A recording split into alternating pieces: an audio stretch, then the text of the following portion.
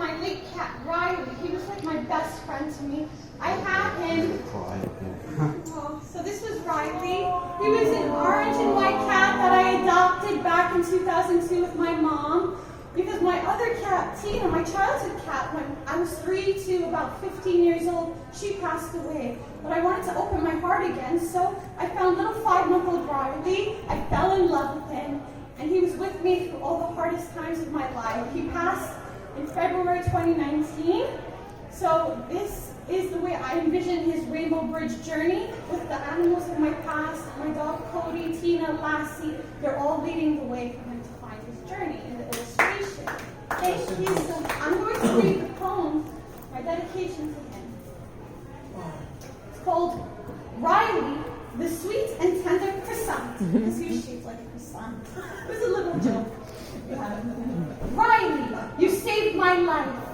That was filled with so much strife.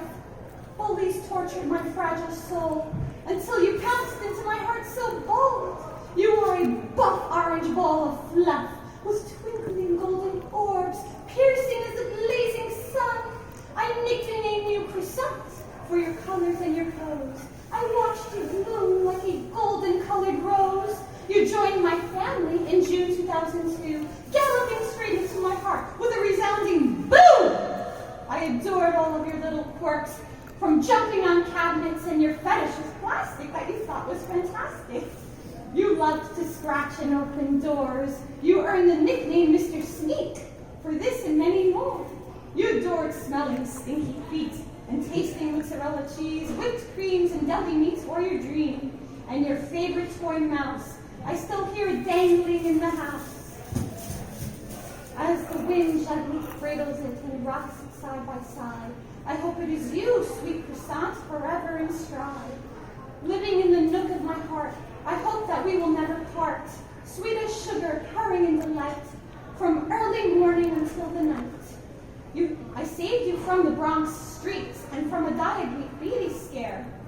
You were so patient when I tested your ear. I rewarded you with baked chicken, which I used to tap. In a plastic container, you would always come back, flying from under the bed to the kitchen. 17 years I have had you now.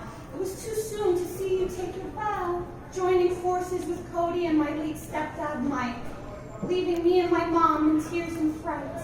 Please send a sign that you are well. On the Rainbow Bridge, your smile will tell that you are no longer in pain. Please send some guidance and healing for the strain. I feel so empty and alone without you here. Losing you was my biggest fear. Dear Croissant, I wish I could save you again. I guess I couldn't because it was the end of your life on this planet and this current dimension. Please keep your reign in my beating heart. I glimpse reflections of you, every being that I see, from a purring cat to a blooming tree. How you loved to look out my window and sunbathe on the table. I hope that you are still able. In your current form, your spirit is now set free. Mr. Tender, forever stay with me. You are my life savior and my best friend. Forever you will live in my memories. This is not the end. Oh.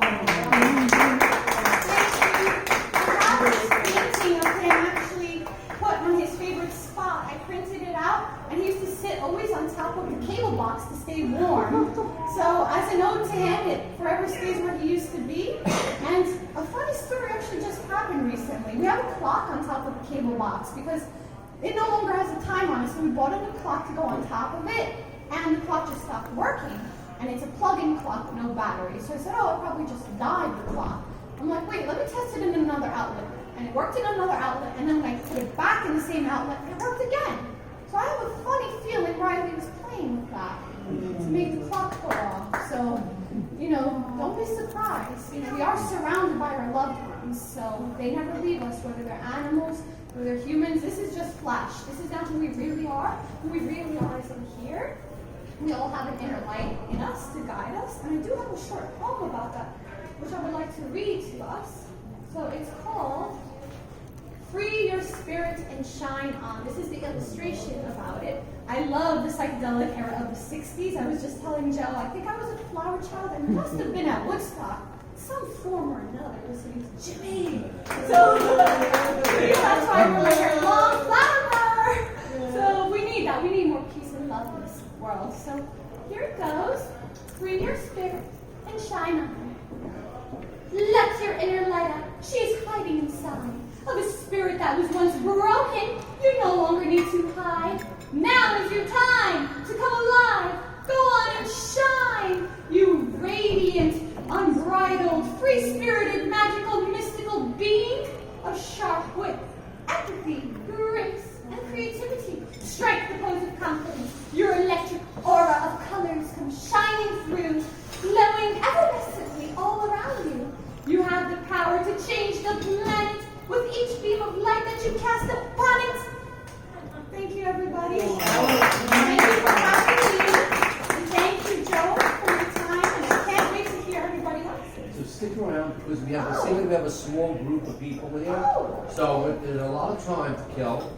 Okay. So you might come up and read us a few more poems towards the end of the evening. Okay, I would appreciate that. Thank you. Sure, I would love to. Give us a round of applause once again to Deborah Camp. Thank you so much, everybody. You can follow me on Instagram at Art by Deb Camp. That's ARTBYDEBCAMP.